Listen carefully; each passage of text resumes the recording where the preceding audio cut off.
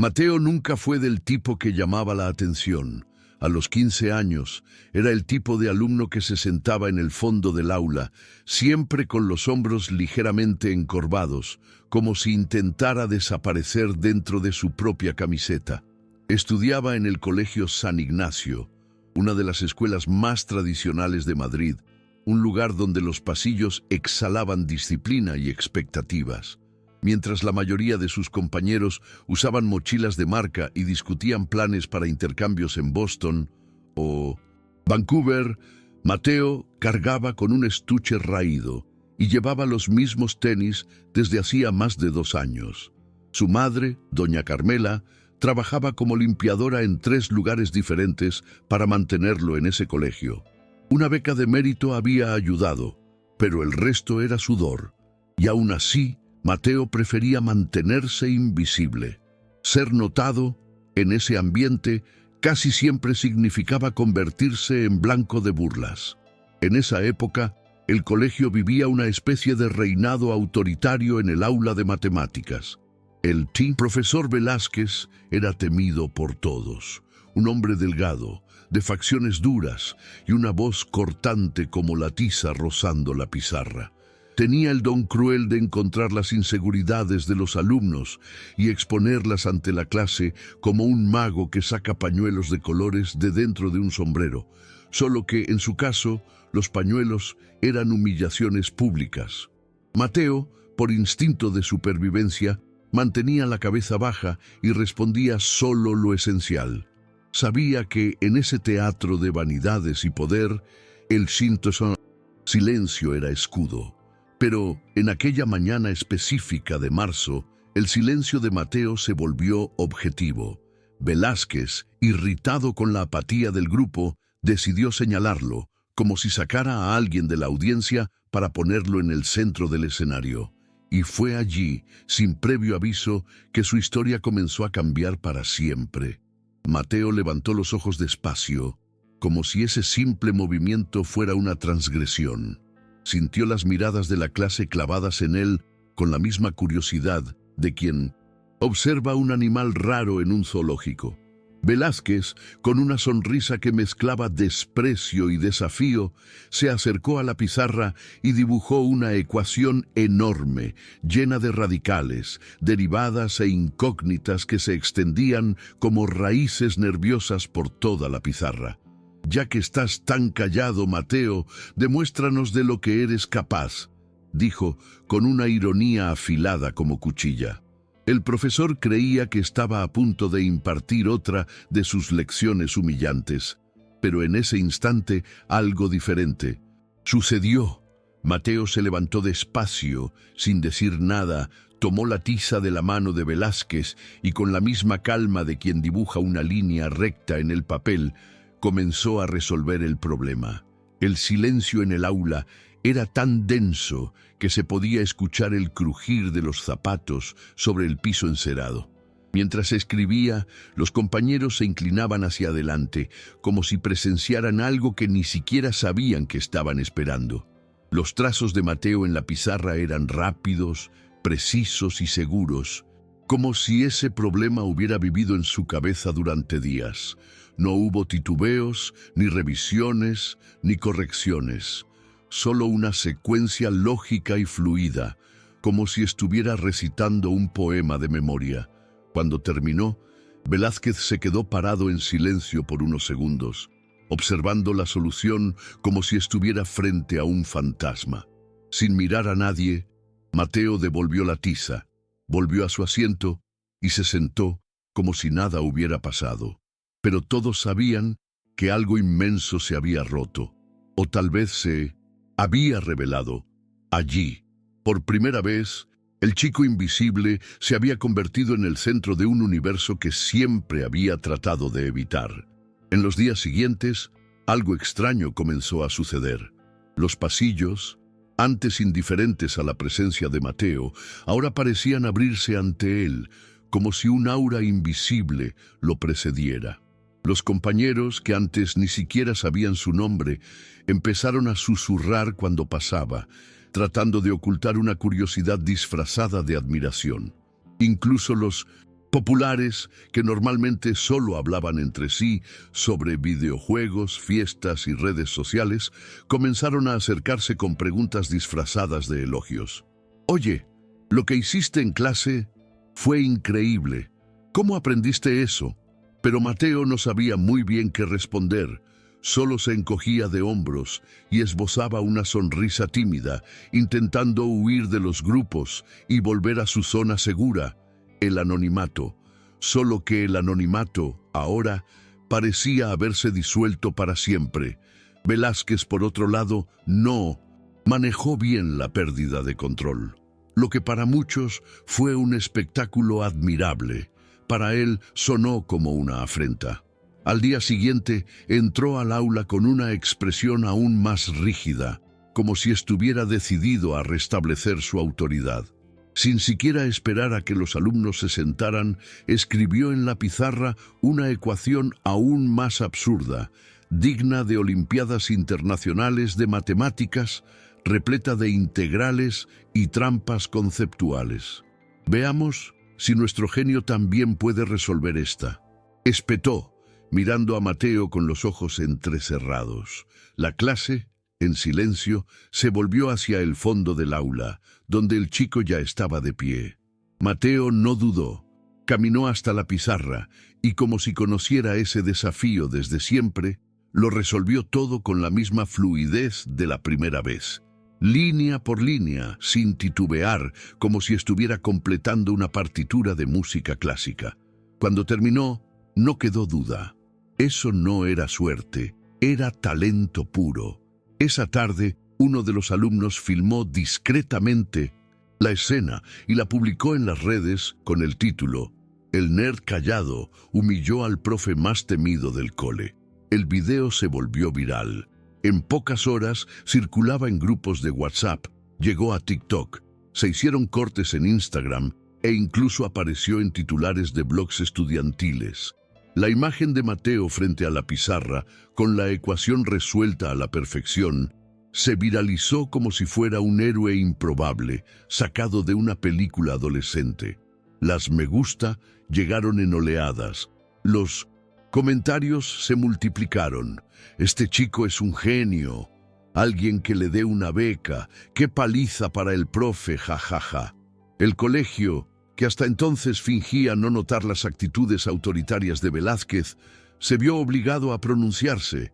Pero, más que eso, se encontró en el centro de un fenómeno mediático inesperado. En pocos días, comenzaron a llegar correos electrónicos, cartas y llamadas de universidades, institutos de investigación y periodistas curiosos. Todos querían saber quién era el chico prodigio del aula. Sin embargo, Mateo estaba lejos de sentirse cómodo con esa nueva realidad. Lo que para los demás parecía un cuento de hadas moderno, para él era un huracán que engullía todo lo que conocía como seguridad.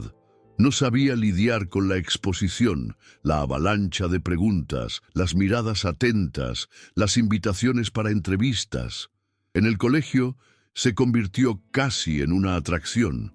Incluso profesores de otras clases venían a observarlo a través de los cristales de las aulas, como si esperaran atisbar un milagro. En casa, Carmela lo veía todo con una mezcla de orgullo y aprensión. Ella conocía ese lado de su hijo. Sabía que, desde pequeño, él veía el mundo a través de los ojos de los números, y también sabía el precio de eso. Ya había visto a Mateo ser llamado anormal por compañeros en la escuela primaria, perder fiestas de cumpleaños por estar resolviendo fórmulas solo en su cuarto y, más de una vez, despertarse en medio de la noche con crisis de ansiedad después de competencias de matemáticas. Por eso, años antes, ella había decidido protegerlo del mundo. Mateo tenía apenas 8 años cuando fue llamado calculadora humana en un programa de televisión local. Su madre, en ese entonces, aceptó el invitamiento por presión de la escuela primaria, que insistía en mostrar al mundo el orgullo nacional que estaban formando. En el escenario, bajo luces cálidas y aplausos ensayados, Mateo hizo cuentas complejas de memoria, sonrió torpemente ante las cámaras y ganó un trofeo de plástico dorado. Pero esa misma noche, cuando regresaron a casa, él lloró escondido en el baño, acurrucado en el suelo frío, sintiendo un vacío que no sabía explicar. «No me gusta cuando la gente me mira como si fuera diferente», susurró a su madre con la voz entrecortada. Carmela comprendió en ese instante que había algo malo en esa forma de brillar. Desde ese momento, decidió que su hijo debía estar protegido de la presión, de la exposición y, sobre todo, del peso de cargar con una genialidad que aún no sabía si quería. Por eso, al ver el video volviéndose viral, Carmela sintió el estómago revuelto. Era como si el pasado que ella había enterrado con tanto cuidado estuviera regresando, adornado con filtros y emojis, listo para devorar a su hijo de nuevo. Intentó hablar con Mateo, le sugirió que rechazara las invitaciones, que esperara a que se calmara la situación, pero él estaba dividido. Por un lado existía el orgullo silencioso de ser finalmente reconocido. Por síntesis, primera vez las personas lo veían, y no como el chico raro y callado, sino como alguien especial. Por otro lado, había un miedo antiguo resurgiendo en su interior, ese frío en el estómago que no provenía de la alegría, sino del pánico. La sensación de que algo mucho más grande que él estaba a punto de decidir el rumbo de su vida, sin que él tuviera la oportunidad de decir sí o no. Una noche, mientras lavaba los platos después de la cena, Carmela encontró a Mateo sentado en la terraza con la mirada perdida en el cielo. Era uno de esos cielos de Madrid llenos de estrellas tímidas, casi apagadas por la luz urbana. Se acercó despacio, secándose las manos con el trapo, y le preguntó en qué estaba pensando. Él tardó en responder. Cuando finalmente habló, la voz salió baja, casi ahogada. «¿Y si yo solo quiero ser normal, mamá?» Esa pregunta quedó en el aire por un tiempo, flotando entre los dos como una verdad que nadie quería afrontar. Carmela se sentó a su lado y con los ojos llenos de lágrimas le tomó la mano con fuerza. Ella lo sabía. Sabía que detrás del talento había un corazón joven, un chico que aún quería descubrir el mundo a su propio paso, sin ser cargado por expectativas que nunca pidió. Y allí, madre e hijo sellaron un pacto silencioso. La prioridad sería siempre su bienestar, no los reflectores. Pero el mundo no suele oír pactos silenciosos. La semana siguiente, un renombrado Instituto Europeo de Ciencias Aplicadas envió una invitación formal para que Mateo participara en un programa exclusivo para jóvenes superdotados. La propuesta incluía alojamiento, beca completa, acceso a mentores de renombre y un cronograma de estudios avanzados. Para muchos, era el sueño. El colegio estampó la invitación en el mural de la entrada, como si fuera un trofeo colectivo. Los profesores lo felicitaban en los pasillos, los directores lo llamaban nuestro orgullo español. ¿Y Mateo? Mateo sentía la presión como un chaleco demasiado apretado. Todo el mundo parecía haber decidido ya lo que él debía desear, pero él aún no lo sabía, o peor, tal vez lo supiera, pero no tenía el valor de contradecir a tanta gente. Después de todo, ¿cómo decir no a una vida que todos insisten en que es perfecta? En un intento por escapar del torbellino, Mateo empezó a esconderse en la biblioteca después de clases. Era el único lugar donde el tiempo parecía desacelerarse, donde los susurros eran bienvenidos y los celulares se ponían en silencio por educación. Siempre elegía la misma mesa en el rincón izquierdo cerca de la estantería de filosofía. Una ironía que le parecía curiosa, ya que últimamente sus preguntas eran más existenciales que matemáticas. Una tarde, mientras hojeaba distraídamente un libro de Kierkegaard, se encontró con una frase subrayada a lápiz. La peor forma de desesperación es querer ser otra persona que no eres tú mismo. Aquello le golpeó profundamente.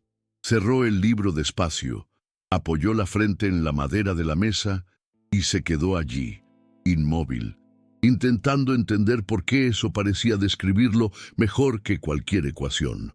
En casa, la tensión aumentaba. El colegio presionaba por una respuesta sobre el programa internacional. Las redes sociales seguían inundadas con nuevos videos y especulaciones, y la madre, aunque siempre comprensiva, comenzaba a preocuparse por el silencio cada vez más denso de su hijo.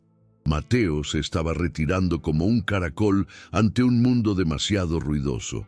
Dormía mal, con pesadillas frecuentes de estar en escenarios llenos de gente gritando su nombre, mientras él, solo, no conseguía pronunciar ni una palabra. Empezó a perder el apetito, a andar con ojeras, a faltar a clases a propósito. Fue entonces cuando Carmela lo encontró una madrugada, sentado en el suelo de la cocina, con una expresión vacía y un libro de cálculo abierto en su regazo. Se arrodilló a su lado y le dijo, con firmeza y mirándolo a los ojos: «Mateo, no necesitas demostrarle nada a nadie, ni a mí, ni a ellos. Solo necesitas...» Y en ese momento, él lloró. No era un llanto de tristeza solamente. Era un desahogo ahogado de alguien que finalmente había escuchado lo que más necesitaba oír. A partir de esa madrugada, algo empezó a cambiar dentro de Mateo. No de forma grandiosa como en las películas, sino poco a poco, como quien reaprende a respirar después de haber estado demasiado tiempo bajo el agua. Volvió a asistir a clases, pero sin esconderse detrás de su talento. Volvió a sentarse en el fondo del aula, pero no por vergüenza. Simplemente era donde se sentía más cómodo. Cuando le preguntaban por la invitación para estudiar en el extranjero, respondía con un «todavía lo estoy pensando», sin prisa. Algunos compañeros se distanciaron, quizás decepcionados porque él no se subiera al papel de genio deslumbrante. Otros se acercaron de verdad, por primera vez, interesados en conocerlo más allá de la fama. Uno de ellos era Lucas, un chico con pecas del segundo año, apasionado por la astronomía y tan desubicado como Mateo. Fue con él con quien Mateo tuvo por primera vez una conversación sobre agujeros negros, pizza de atún y el miedo a crecer. Y allí, por primera vez en semanas, Mateo se rió. Rió de verdad. Pero el mundo exterior seguía intentando arrastrarlo de nuevo al centro del escenario. Un periodista insistente apareció en la puerta del colegio tratando de convencerlo para que diera una entrevista exclusiva. Un grupo de inversores le ofreció patrocinio para que creara un canal de matemáticas en YouTube con producción profesional y guión. Incluso un político local intentó usarlo como símbolo de inteligencia nacional. Mateo rechazó todo, no por desprecio o arrogancia, sino por necesidad. Se dio cuenta de que, para mantenerse íntegro, necesitaría imponer límites. Por primera vez, empezó a entender que su don no tenía que ser un espectáculo. Podía usar su inteligencia como quisiera, ya fuera para resolver fórmulas complejas o para explicar una ecuación sencilla a un amigo. El poder no estaba en brillar para los demás, sino en decidir cuándo y cómo encender su propia luz. Fue durante una clase de física, semanas después, cuando Mateo tuvo un estallido silencioso. El profesor explicaba el concepto de inercia, esa tendencia natural de un cuerpo a permanecer como está, a menos que algo externo interfiera. Mateo miró por la ventana, vio las ramas de los árboles balanceándose con el viento y pensó, era eso. Durante mucho tiempo había dejado que el mundo lo empujara a los escenarios, a las pizarras, a los rótulos, y quizá lo que más deseaba era recuperar su propia inercia, no en el sentido de estancamiento sino de paz, el derecho de quedarse donde estaba, de moverse cuando quisiera, por voluntad propia. Aquello lo liberó de una manera extraña y sutil.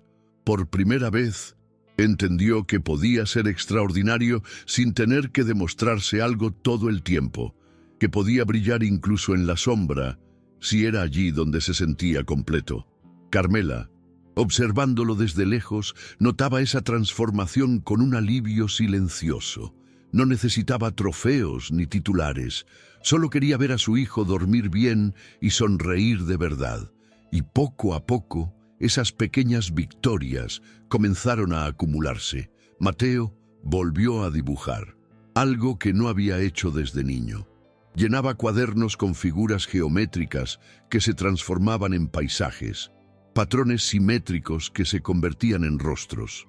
Era como si estuviera traduciendo su mente lógica a un lenguaje más libre, más humano. También empezó a ayudar a compañeros con dificultades, pero solo cuando le apetecía, sin presión. Descubrió que enseñar a alguien que luchaba con los números era más gratificante que resolver una ecuación imposible. Y sobre todo, comenzó a sentir orgullo no de lo que podía hacer, sino de en quién se estaba convirtiendo. Por primera vez, Mateo no era solo el chico prodigio.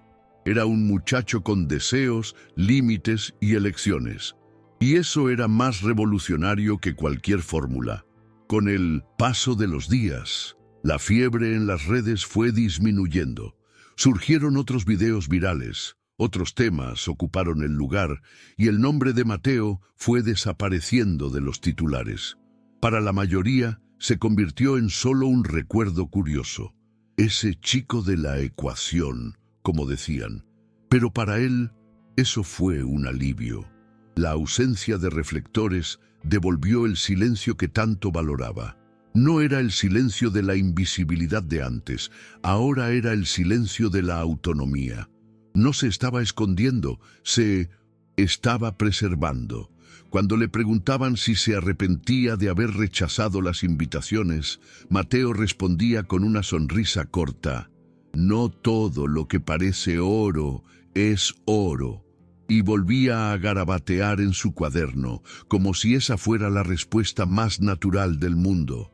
En ese nuevo espacio de equilibrio comenzó a vislumbrar posibilidades que antes ni siquiera imaginaba. Ya no se veía como una ecuación ambulante, ni como una pieza rara para exhibir. Empezó a imaginar un futuro en el que podría estudiar, sí, pero a su manera. Quizás no en una universidad extranjera con reflectores, sino en un lugar donde el conocimiento no viniera acompañado de obligaciones de rendimiento. Empezó a considerar dar clases para niños, usar su don para descomplicar los números y demostrar que la matemática podía ser más humana, más accesible, menos intimidante. Era como si estuviera rediseñando su propio camino, trazando las rutas con regla y compás, pero eligiendo cada punto con el corazón. Y eso, para alguien que había pasado la vida resolviendo los problemas ajenos, era el mayor ejercicio de libertad. Finalmente, resolver su propia ecuación. Una tarde, Lucas, el amigo pecoso de la astronomía, se le acercó con una duda sincera sobre fracciones. En lugar de simplemente dar la respuesta, Mateo sacó 2 hojas, dibujó pizzas cortadas en partes desiguales y con una sonrisa en el rabillo de los labios dijo: «Imaginemos que estamos muriéndonos de hambre». En 20 minutos, Lucas se estaba riendo, entendiendo todo y pidiendo más ejemplos. La noticia se difundió rápidamente.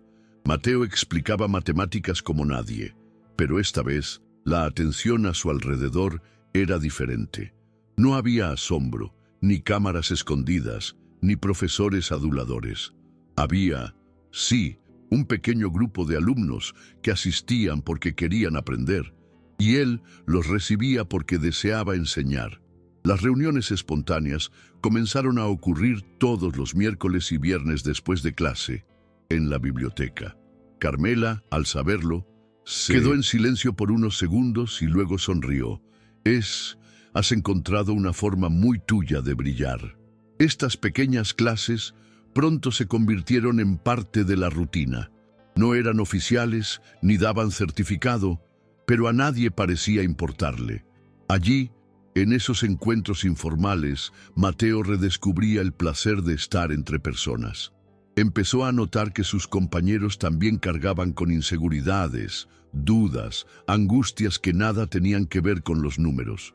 Sofía, por ejemplo, era excelente en literatura, pero se paralizaba al ver una ecuación. Mateo, paciente, le mostró que el razonamiento matemático también podía ser narrativo.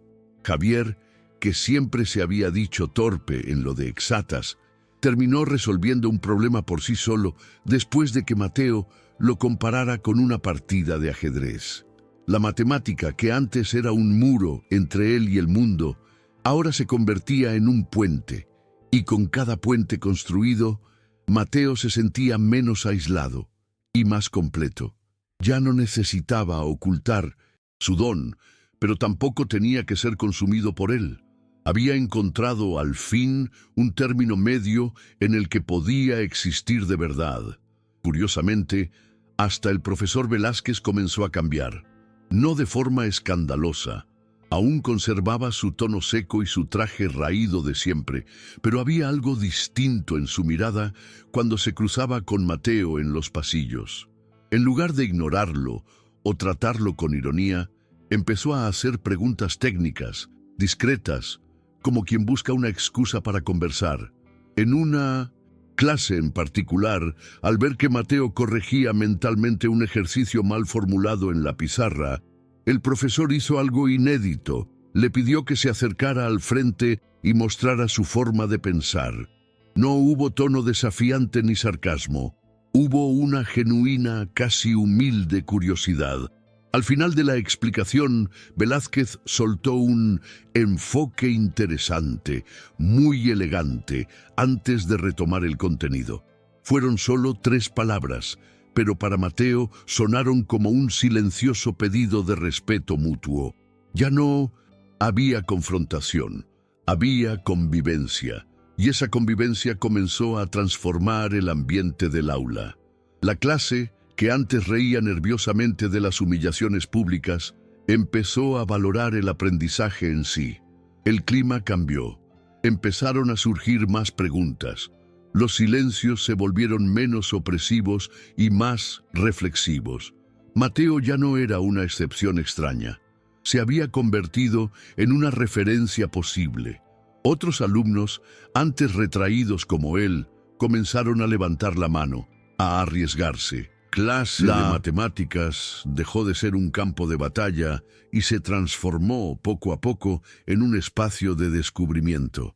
Esto no era solo mérito de Mateo, sino también resultado de la manera en que él eligió ocupar el espacio, sin prepotencia, sin buscar protagonismo, pero con una generosidad silenciosa que desarmaba egos y alentaba intentos.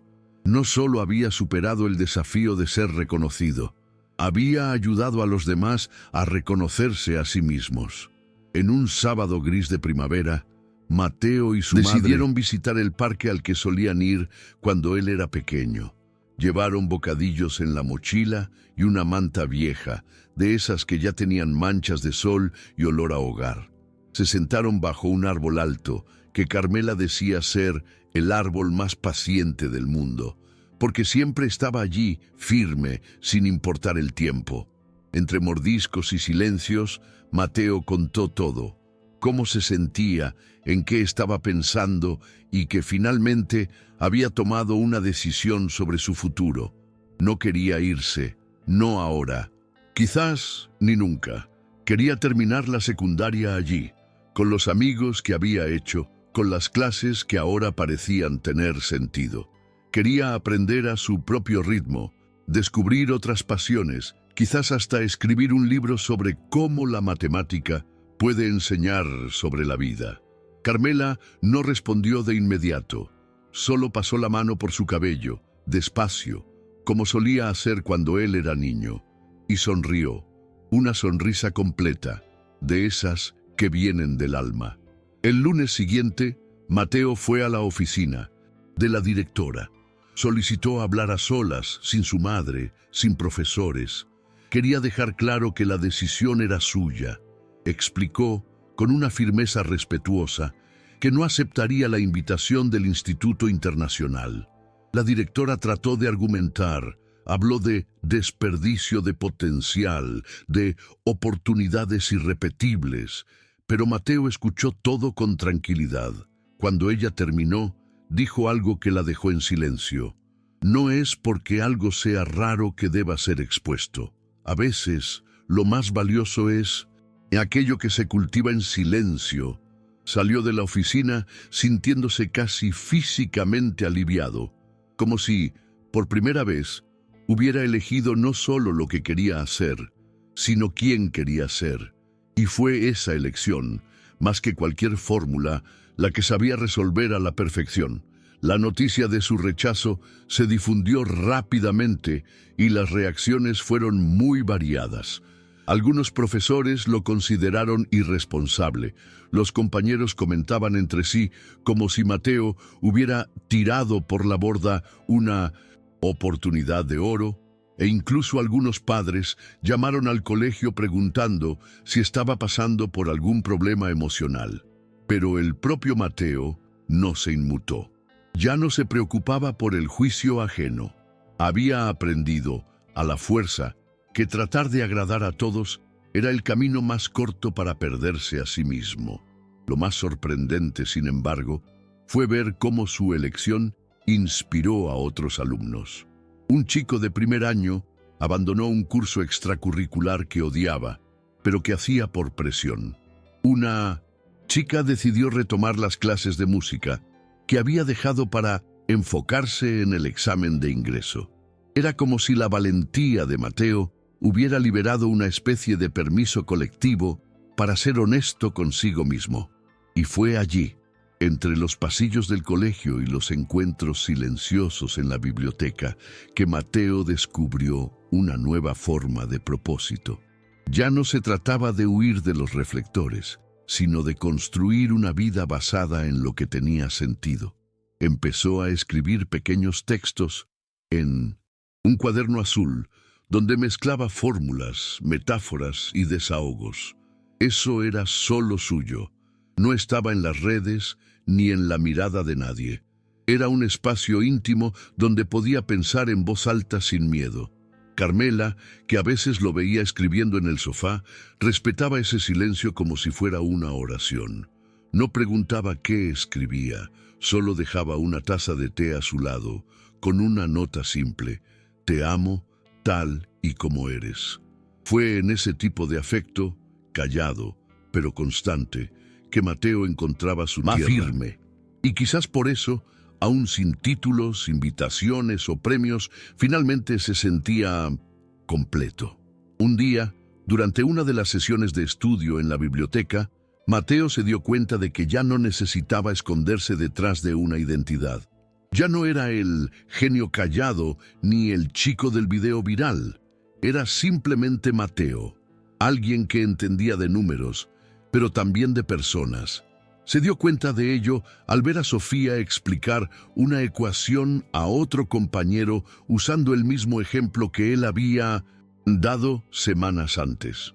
O cuando Lucas apareció con un cuaderno lleno de ideas para formar un club de ciencias accesible, diciendo: «Si te animas, yo me animo». Mateo no respondió en ese instante, solo sonrió con los ojos.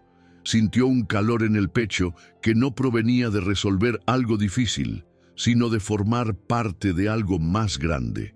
No quería ser un símbolo, un prodigio, un genio. Quería ser un enlace, un punto de conexión entre las personas, entre las ideas.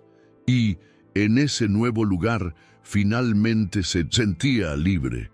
Velázquez, al final del semestre, entregó las pruebas corregidas con un discurso menos duro de lo habitual.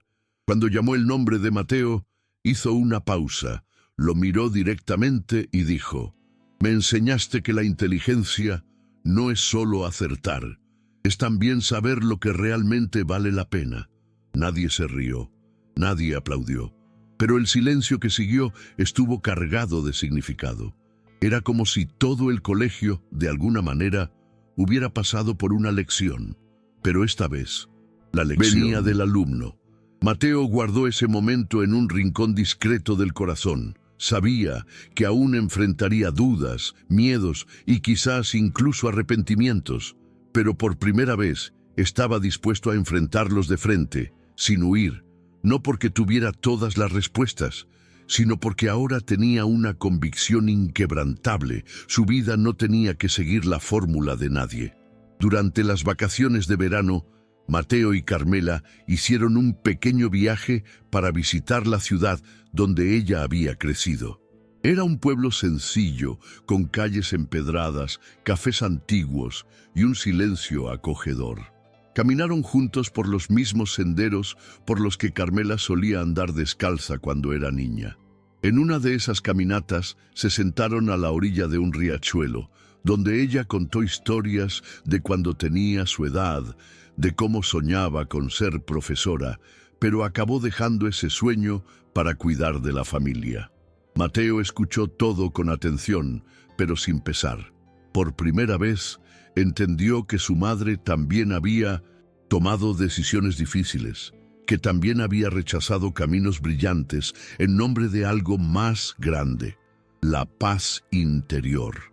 La vida no es solo sobre lo que podemos llegar a ser, hijo, es sobre lo que tiene sentido ser, dijo, mirando el agua correr suavemente entre las piedras.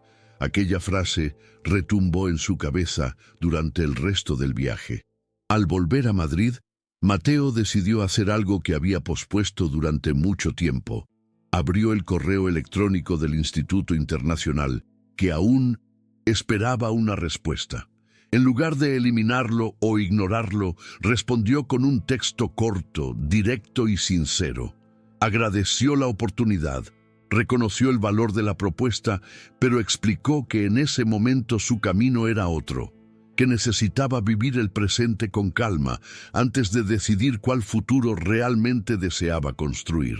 Al hacer clic en enviar, sintió como si cerrara un libro que todos querían que leyera, pero que no era suyo.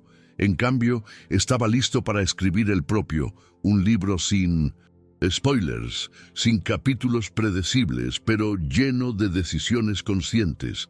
Sabía que no todo el mundo lo entendería, pero estaba bien. No siempre es necesario ser comprendido, siempre y cuando se esté en paz con lo que se elige.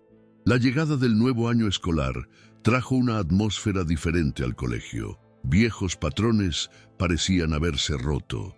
El aula ahora estaba más abierta al error, a la duda, a la pregunta sincera. Los estudiantes comenzaron a percibir que aprender era más que decorar fórmulas. También era saber escuchar, posicionarse, intercambiar ideas.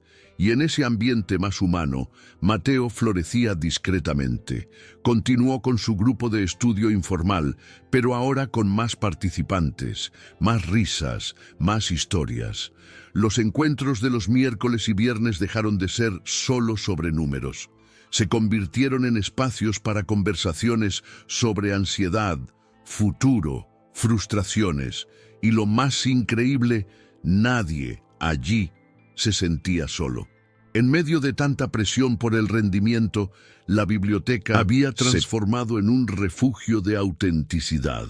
Mateo no lideraba, compartía. Era como si, en el fondo, hubiera aprendido que el verdadero impacto no reside en lo que muestras, sino en lo que sostienes, incluso cuando nadie está mirando.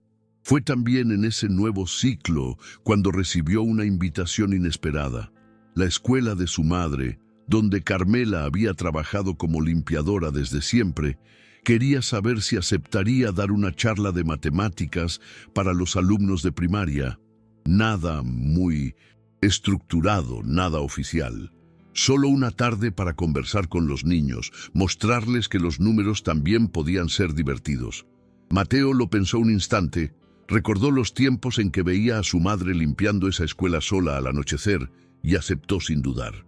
El día de la charla, entró al aula con las manos vacías, sin diapositivas, sin plan de estudios. Llevó solo papel, lápiz y el deseo sincero de conversar. Y allí, ante una clase alborotada de niños curiosos, se sintió ligero como hacía mucho que no se sentía.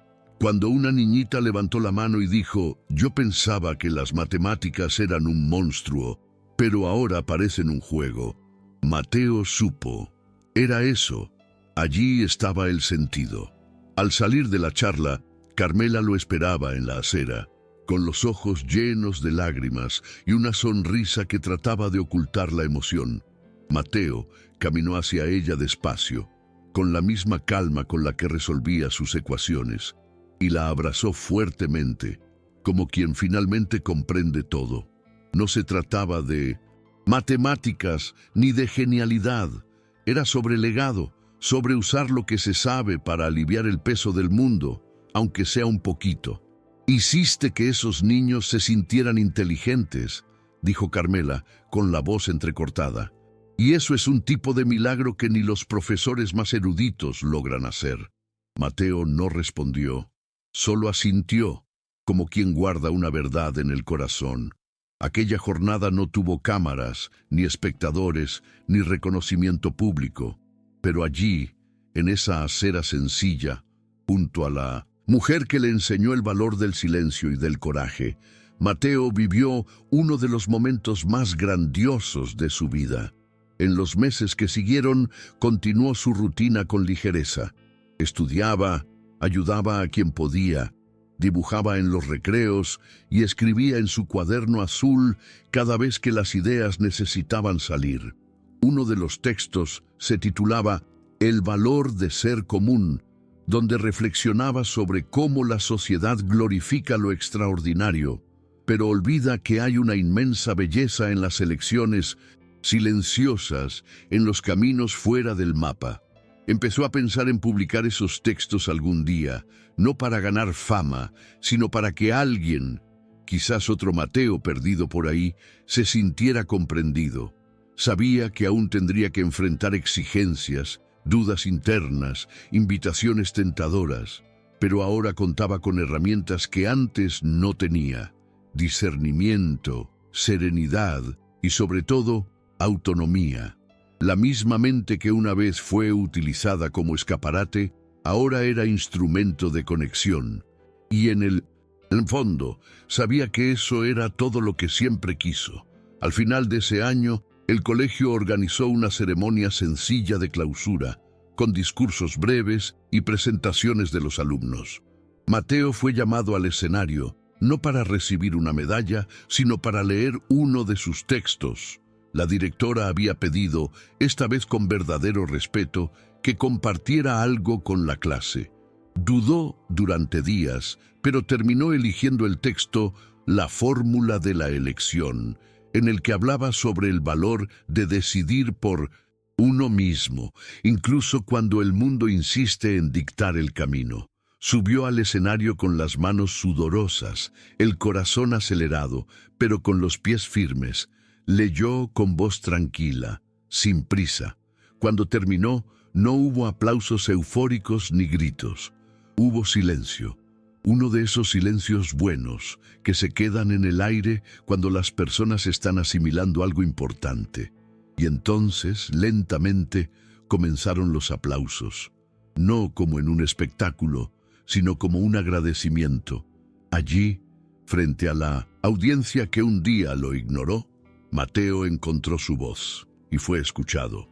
Después de la ceremonia, Lucas lo abrazó y dijo que aquel texto parecía haber sido escrito para él. Sofía lloró en silencio y comentó que finalmente había entendido que no se tenía que ser perfecto en todo. Incluso Velázquez, manteniendo su postura rígida de siempre, le estrechó la mano y murmuró: «Sigue escribiendo. Es una forma de enseñar también». Esa noche, Mateo se fue a casa con una paz desconocida. Se acostó, abrió su cuaderno azul y escribió una frase que aún no sabía dónde colocaría: «No siempre ser un genio es una bendición, pero ser completo, sí». Apagó la luz, respiró hondo y se durmió como quien cierra un capítulo importante. No con la sensación de misión cumplida, sino con la certeza de que estaba exactamente donde debía estar. Años después, Mateo no se convertiría en una celebridad, ni aparecería en los titulares de revistas académicas. Prefirió dar clases en escuelas públicas, donde podía transformar despacio la manera en que los jóvenes se relacionaban con el miedo a equivocarse. Creó un pequeño proyecto comunitario para enseñar matemáticas a niños en situación de vulnerabilidad, sin alardes, sin patrocinio. Publicó su libro con los textos de su cuaderno azul de forma independiente. El título era sencillo: Fórmulas para ser yo. Y sorprendentemente, el libro encontró lectores. Gente que nunca entendió de números, pero se veía reflejada en cada línea. No se trataba de resolver problemas, se trataba de aprender a vivir con ellos. Mateo no sabía si aquello era éxito, pero sí sabía que era verdad. Sabía que cada elección hecha con el corazón era un paso lejos de las expectativas de los demás y más cerca de sí mismo. Aún le gustaba resolver problemas difíciles cuando estaba solo. Aún adoraba dibujar patrones en los márgenes de sus cuadernos. Y, de vez en cuando, sonreía al ver a un alumno callado en el fondo del aula, recordando al niño que él fue alguna vez. Porque en el fondo, la mayor ecuación que aprendió a resolver no fue matemática, fue humana, la de vivir sin anularse, la de brillar sin quemarse, la de ser visto sin tener que venderse.